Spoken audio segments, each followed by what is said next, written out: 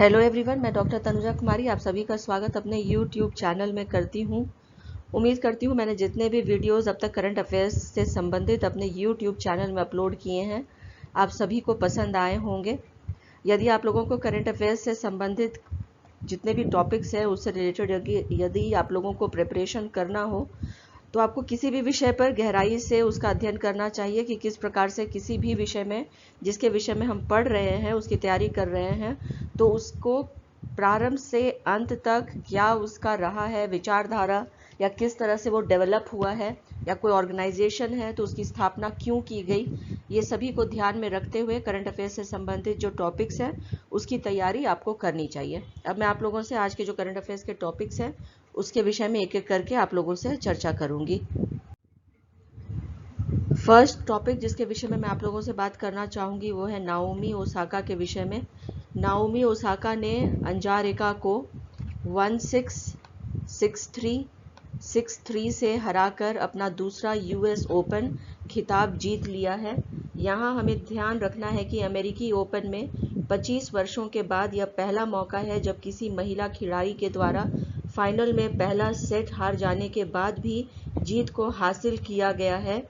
1994 में अर्तजा साचेज विकाउरिया ने Steffi Graf के खिलाफ यह अद्भुत कारनामा इससे पूर्व किया है।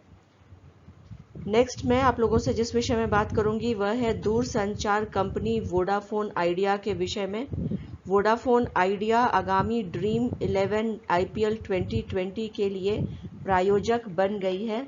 यहाँ हमें ध्यान रखना होगा कि वोडाफोन आइडिया के द्वारा 2018 में अस्तित्व में आने के पश्चात उनके द्वारा किया गया यह पहला प्रायोजन का करार है। इसके अंतर्गत कंपनी को आबू धाबी संयुक्त अरब अमीरात में होने वाले T20 प्रीमियर लीग के सीधे प्रसारण का प्रायोजन अधिकार प्राप्त हो गया है। तो यह एक बहुत बड़ी उपलब्धि है, यहाँ पे देखा जा सकता है वोडाफोन आइडिया के लिए। नेक्स्ट यहाँ पे हम बात करेंगे अंतर्राष्ट्रीय क्रिकेट परिषद के द्वारा संयुक्त अरब अमीरात के 2 क्रिकेट खिलाड़ी आमीन हयात और अशफाक अहमद पर भ्रष्टाचार निरोधक संहिता के उल्लंघन के आरोप के कारण अस्थायी तौर पर निलंबित कर दिया गया है। यहाँ पे यदि हम बात करते हैं अंतर्राष्ट्रीय क्रिकेट परिषद के विषय में तो इसका जो मोटो रहा है वह है क्रिकेट फॉर गुड। इसके जो प्रीडिसेसर या फिर कहा जा सकता है कि इसका जो पूर्व का जो नाम रहा है वो इंपीरियल क्रिकेट कॉन्फ्रेंस रहा है। इसकी स्थापना जो हुई थी वह 15 जून 1909 में हुई थी। इसके जो प्रेजेंट जो इसका हेड क्वार्टर्स है वो दुबई में है तथा यहाँ पे इसके जो चेयरमैन हैं वो इमरान ख्वाजा हैं तथा इसके वर्तमान जो सीईओ हैं वो मनु शॉनी हैं। नेक्स्ट मैं आप लोगों से यहाँ पे चर्चा करना चाहूँगी कि भारत में सुअरों को पालने के लिए सबसे बड़े सुअर पालन अभियान को मेघालय राज्य में प्रारंभ किया जा गया है जिसकी लागत 209 करोड़ रुपए है। थाईलैंड में विश्व स्वास्थ्य संगठन के दक्षिण पूर्व एशिया क्षेत्र के 73rd क्षेत्रीय समिति की बैठक आयोजित की गई है जिसमें भारत के स्वास्थ्य और परिवार मंत्री डॉक्टर हर्षवर्धन भी शामिल हुए हैं। नेक्स्ट मैं आप लोगों से यहाँ पे चर्चा करना चाहूँगी जर्मनी के द्वारा नागरिक अलार्म सिस्टम का पहला राष्ट्रव्यापी परीक्षण किया गया है। यहाँ पे यदि हम बात करते हैं जर्मनी के विषय में तो ये जो है इसका सबसे पहला हम कहा जा सकता है कि ये राष्ट्रव्यापी परीक्षण है जो कि नागरिक अलार्म सिस्टम्स के लिए किया गया है। नेक्स्ट यहाँ पे पर्यावरण के संबंध में मैं आप लोगों से कुछ यहाँ पे चर्चा करना चाहूँगी। पर्यावरण के संदर्भ में नेशनल ग्रीन ट्रिब्यूनल के द्वारा केंद्रीय प्रदूषण नियंत्रण बोर्ड को ई कॉमर्स कंपनी अमेजॉन व फ्लिपकार्ट से पर्यावरण ऑडिट कराने और पर्यावरणीय मानकों का उल्लंघन करने के लिए हर्जाना वसूल करने की घोषणा की गई है।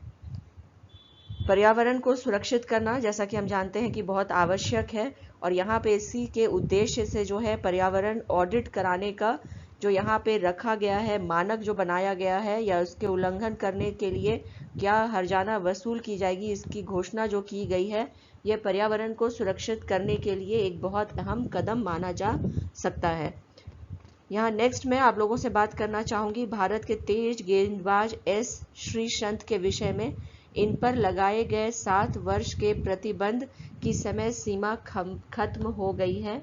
उल्लेखनीय है कि एस श्रीसंत पर लाइफ टाइम लगाए गए बैन को घटाकर सुप्रीम कोर्ट के द्वारा 7 वर्ष का कर दिया गया था। 2013 में श्रीसंत के साथ अजीत चंदीला और अंकित चौहान पर भी बैन लगाया गया था। नेक्स्ट यहाँ पे हम चर्चा करेंगे बहरीन के विषय में। बहरीन के द्वारा इजराइल के साथ समझौता कर लिया गया है। इस प्रकार वह इजराइल के साथ समझौता करने वाला चौथा अरब देश बन गया है। हमें यहाँ पे यह ध्यान रखना होगा कि इसके पूर्व जो है जितने भी देश जो इसके साथ में समझौते किए थे, वो यहाँ पे है आपका फर्स्ट कंट्री, वो है यूएई। दूसरा जो यहाँ पे जिसने समझौता किया था इजराइल के साथ में, वह है जॉर्डन। और तीसरा जो है वह है मिस्र यहाँ पे। तो यहाँ पे जो फर्स्ट कंट्री जिसने समझौता किया था बहरीन के इजराइल के साथ में, वह यूएई है। सेकेंड जिसने समझौता किया था इजराइल के साथ में, वह जॉर्डन है। और थर्ड जो कंट्री जिसने जो यहाँ पे समझौता किया है इजराइल के साथ में, वह है इजिप्ट या मिस्र। और चौथा जो देश यहाँ पे इजराइल के साथ में समझौता किया है वह बहरीन है। और यहाँ पे जैसा कि हम जानते हैं ये जितने भी कंट्रीज़ हैं ये सभी मिडल ईस्ट कंट्रीज़ हैं। तो यहाँ के जो ये पॉलिटिक्स है या यहाँ का जो पॉलिटिकल इंटरनेशनल अफेयर्स है उसको ये अफेक्ट करने वाला होगा। नेक्स्ट यहाँ पे हम बात करेंगे भारत में आयुष्मान खुराना को संयुक्त राष्ट्र बाल कोष के द्वारा बच्चों के लिए चलाए जा रहे अधिकार अभियान फॉर एवरी चाइल्ड में सेलिब्रिटी एडवोकेट के रूप में नियुक्त किया गया है। अब हम देखेंगे कि आप संयुक्त राष्ट्र बाल कोष के बारे में क्या जानते हैं। तो इसकी स्थापना जो हुई थी वह 11 दिसंबर 1946 में हुई थी। और इसके विषय में अगर हम और अधिक बात करते हैं तो इसकी स्थापना जो है वो न्यूयॉर्क अमेरिका में हुई थी तथा इसका जो मुख्यालय है वह न्यूयॉर्क में है तथा वर्तमान में इसके जो अध्यक्ष हैं वो हेनरीटा एच फोर हैं। नेक्स्ट यहाँ पे हम चर्चा करेंगे क्रिसिल के विषय में। प्रसिद्ध संस्था क्रिसिल के द्वारा वर्ष 2020 में भारत की जीडीपी की दर -9% का अनुमान लगाया गया है। आइए अब हम जानते हैं कि आखिर में क्रिसिल है क्या। तो क्रिसिल का जो मुख्यालय है वो मुंबई में है। इसकी स्थापना जो है वो 1987 में हुई थी तथा वर्तमान में इसके जो मुख्य कार्यकारी अधिकारी हैं वो सुयश हैं। नेक्स्ट टॉपिक जिसके विषय में मैं आगे आप लोगों से बात करूंगी वह है रितेश जेम्स गुप्ता के विषय में। रितेश जेम्स गुप्ता भारतीय नागरिक हैं जिन्होंने संयुक्त अरब अमीरात में मिले बैग जिसमें 14,000 अमेरिकी डॉलर और सोना था, पुलिस को लौटा दिया है। रितेश जेम्स गुप्ता के इस सराहनीय कदम को काफ़ी लोगों के द्वारा सराहा जा रहा है तथा पुलिस स्टेशन के डायरेक्टर ब्रिगेडियर यूसुफ अब्दुल्ला सलीम अल अदीदी ने उन्हें सम्मानित किया है। आज के समय में इस तरह के एथिक्स का होना यही एक अपने आप में बहुत बड़ी बात है, क्योंकि इतनी बड़ी राशि को लौटाना ये सही में जो है यहाँ पे अवार्ड से सम्मानित किए जाने लायक ही हैं। नेक्स्ट यहाँ पे कोरोना जो महामारी है उसके विषय में मैं आप लोगों से बात करूंगी। कोरोना महामारी के बीच में संसद में मानसून सत्र प्रारंभ हो गया है जिसमें सांसदों की शारीरिक जांच कराने से लेकर लोकसभा और राज्यसभा में दूरी बनाकर बैठने की भी व्यवस्था की गई है। अब यहाँ पे हम जानते हैं कि आखिर में ये जो मानसून सत्र है वो है क्या। तो इसकी विशेषता, मानसून सत्र की क्या विशेषता रही है, तो यहाँ पे हमें यह देखने को मिलता है कि सांसद अपनी उपस्थिति डिजिटल माध्यम से दर्ज कराएंगे। इस बार 40 जगहों पर टचलेस सैनिटाइजर लगाए गए हैं। इस सत्र में प्रश्नकाल और 0 आवर नहीं होंगे। सोमवार से प्रारंभ होने वाला यह सत्र 1 अक्टूबर तक चलेगा, जिसमें 23 विधायकों को सूचीबद्ध किया गया है, जिसमें 11 अध्यादेश जो हैं वह शामिल किए गए हैं। नेक्स्ट यहाँ पे हम बात करेंगे डोर स्टेप बैंकिंग सेवा के विषय में।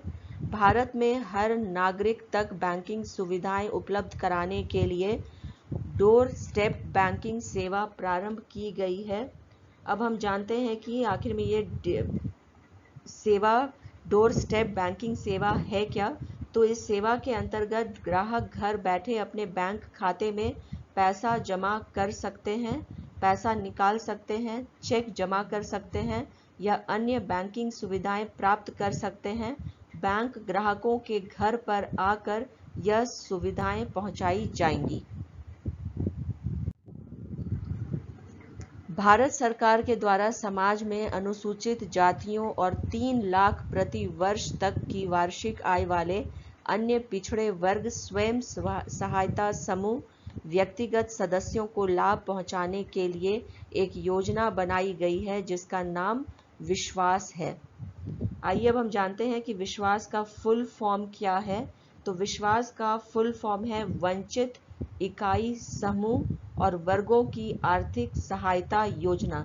इस योजना के अंतर्गत अनुसूचित जाति और अन्य पिछड़े वर्ग स्वयं सहायता समूह और व्यक्ति को बैंक ऋण पर 5% तक ब्याज अनुदान का लाभ दिया जाता है।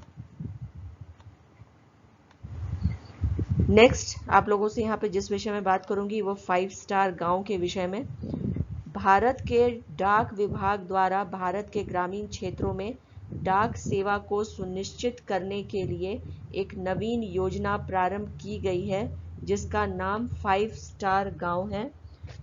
अब हम इस 5 स्टार योजना के विषय में चर्चा करते हैं। यह योजना प्रारंभिक तौर पर महाराष्ट्र में लागू की गई थी। अब इसे पूरे भारत में लागू कर दिया गया है। इसके अंतर्गत 5 सुविधाएं दी जाती हैं। यदि कोई गांव इन 5 सुविधाओं में से 4 सुविधाओं को भी सुनिश्चित करता है तो उस गांव को 4 स्टार दर्जा दिया जाता है, और यदि कोई गांव 3 सुविधाओं को प्रारंभ करता है तो उसे 3 स्टार का दर्जा दिया जाता है। ये डाक सेवा से स्पेशली रिलेटेड है और इसी के आधार पे जो है गांव की जो रेटिंग है वो की जा रही है। नेक्स्ट यहाँ पे मैं आप लोगों से बात करूंगी सरोद पोर्ट्स के विषय में। भारत सरकार ने विवादों के किफ़ायती समाधान के लिए सरोद पोर्ट्स को प्रारंभ किया है, जिसका पूरा नाम है society for affordable redressal of disputes. यहाँ पे ये भारत सरकार का जो कदम उठाया गया है विवादों के लिए या उसके समाधान के लिए, जिसका नाम सरोद पोर्ट्स रखा गया है, ये बहुत ही एक सराहनीय कदम भारत सरकार के द्वारा रखा गया है, जिसमें कि विवादों के निपटारे के लिए तथा उसे कंट्रोल करने के लिए ये कहा जा सकता है कि ये बहुत ही अच्छा कदम रहा है। सरोद पोर्ट्स की स्थापना सोसाइटी पंजीकरण अधिनियम 1860 के अंतर्गत की गई है तथा प्रधानमंत्री नरेंद्र मोदी की अध्यक्षता में जनवरी 2018 में मॉडल रियायत समझौते को जो मंजूरी दी गई थी उसमें ही सरोद पोर्ट्स की परिकल्पना जो है वो मौजूद थी। तो इसकी जो है नरेंद्र मोदी जी ने 2018 में ही इसके विषय में कार्य इसका जो करना है इसकी घोषणा की थी। नेक्स्ट मैं आप लोगों से यहाँ पे बात करूंगी मल्टी कैप म्यूचुअल फंड के विषय में। भारत में मल्टी कैप म्यूचुअल फंड से संबंधित नियमों में परिवर्तन भारतीय प्रतिभूति और विनिमय बोर्ड के द्वारा किया गया है, जिसमें यह निश्चित किया गया है कि मल्टी कैप म्यूचुअल फंड अपनी कुल संपत्ति का 75% हिस्सा इक्विटी और उससे संबंधित अन्य वित्तीय कारणों में निवेश करेंगे। आइए अब हम जानते हैं कि भारत और विनिमय बोर्ड अर्थात सेबी के बारे में। अपनी जानकारी का हम यहाँ पे फिर से पुनः एक बार इसके विषय में रिवाइज कर लें। इसकी स्थापना जो है वो 12 अप्रैल 1992 को हुई थी। इसका मुख्यालय कहाँ पे है यदि इसकी बात की जाए तो इसका मुख्यालय जो है वह मुंबई में है और वर्तमान में इसके जो अध्यक्ष हैं वो अजय त्यागी हैं। अर्थव्यवस्था में जो है यहाँ पे कहा जा सकता है कि ये मल्टी कैप म्यूचुअल फंड्स जो है इसका भी बहुत इंपॉर्टेंट रोल होता है और इसके विषय में नियम बनाना और इसकी जो स्थापना की गई है या इसके जो कंट्रोल करने के लिए इक्विटी सेक्टर के साथ में ये बहुत ही इंपॉर्टेंट एक कदम है भारत सरकार की। इसी के साथ मैं आज के अपने इस वीडियो को यहीं पे समाप्त करती हूँ या अपने इस चर्चा को यहीं पर समाप्त करती हूँ। यदि आप लोगों को मेरा यह वीडियो पसंद आया हो तो प्लीज़ लाइक करें, शेयर करें और सब्सक्राइब करें। करंट अफेयर्स से संबंधित यदि आप लोगों का कोई भी प्रश्न हो तो मैं डिस्क्रिप्शन बॉक्स में अपने टेलीग्राम चैनल का लिंक जो है वो डाल दे रही हूँ। यदि आप लोगों को कोई भी प्रश्न पूछना हो अपने नाम के साथ उसमें डाल सकते हैं। मैं प्रयास करूँगी कि उसका जो उत्तर है वो आप लोगों को दे सकूँ। Have a good day.